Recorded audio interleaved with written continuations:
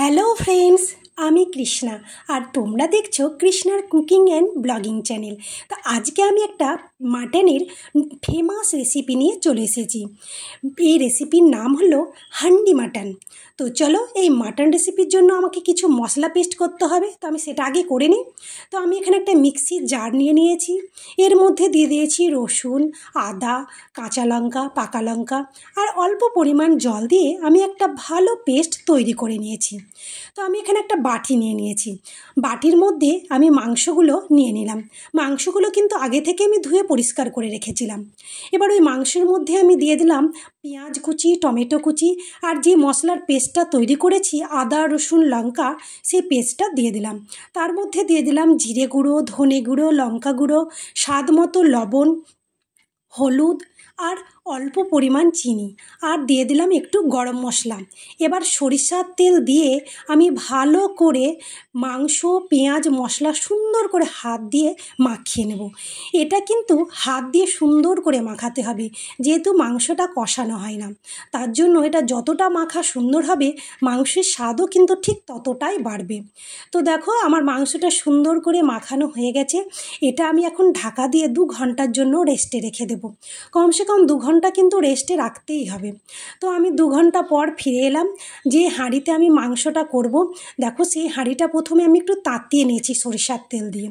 এবার নামিয়ে ওর মধ্যে আমি দিয়ে দিলাম জিরে, গোটা জিরে, গোটা গরম মশলা, 2টো তেজপাতা, আর দিয়ে দিলাম 2টো গোটা রসুন আর কিছুটা পেঁয়াজ কুচি।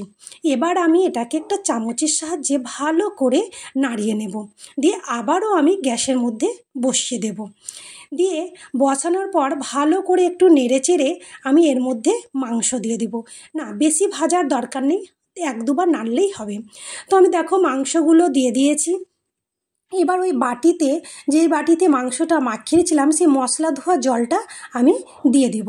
মাংসটা একবার নেড়ে চেড়ে ওই জলটা দিয়ে দেব। এতে বেশি জল দেওয়ার প্রয়োজন নেই, সামান্য একটু জল দিলেই হবে। তো আমি আগে থেকে ময়দাটা মাখিয়ে রেখেছিলাম, সেই ময়দাটা ওই হাঁড়ির মুখে সুন্দর করে লাগিয়ে দিচ্ছি। ভালো করে লাগানোর পর ওই ঢাকনাটা হাত দিয়ে একটু চেপে আটার মধ্যে বসিয়ে দিতে হবে, যাতে আটার সাথে ঢাকনাটা এঁটে বসে যায় আর কোনো দিক দিয়ে যাতে হাওয়া বাতাস না বেরোয়। তো দেখো, আমি ভালো করে এঁটে সুন্দর করে ঢাকনা বসিয়ে দিয়েছি। তো গ্যাসের ফ্লেম কিন্তু কমিয়ে দিতে হবে, আর বারবার একটু 2 হাত দিয়ে হাঁড়িটাকে একটু নাড়িয়ে চাড়িয়ে দিতে হবে, যাতে মাংসটা তলায় বসে না যায় আর সুন্দরভাবে কুক হয়। তো আমি 1 ঘন্টা এটাকে কুক করে নেব। তো 1 ঘন্টা পর আমি ফিরে আসছি। তো বারবার কিন্তু মাংসটা হাত দিয়ে একটু নাড়িয়ে দিতে হবে। তো আমার মাংস রান্না হয়ে গেছে। তো আমি এখন হাঁড়িটা একটু ঠান্ডা করে নেব। ঠান্ডা করার পর আমি হাঁড়ির মুখটা খুলব। তো দেখো, আমি ঠান্ডা করে নিয়েছি। একটা ছুরির সাহায্যে আমি ময়দাগুলোকে কেটে দিচ্ছি, কারণ ময়দাগুলো কুক হয়ে একেবারে শক্ত হয়ে গেছে। তো দেখো, আমি ঢাকনাটা ভালো করে ছুরি দিয়ে ময়দাগুলোকে কেটে তুলছি। তো আমি ঢাকনাটা তুলে সুন্দর করে দেখো রেখে দিলাম। এবার আমি হাঁড়ির মুখে যে ময়দাগুলো লেগে আছে, সেই ময়দাগুলো আমি হাত দিয়ে আগে ছুটিয়ে নেব। কি সুন্দর সেদ্ধ হয়ে গেছে দেখো ময়দাগুলো। তো আমি ময়দাগুলোকে সুন্দর করে ছুটিয়ে নিচ্ছি, আর রঙটা দেখো ভেতরের কি সুন্দর লাগছে।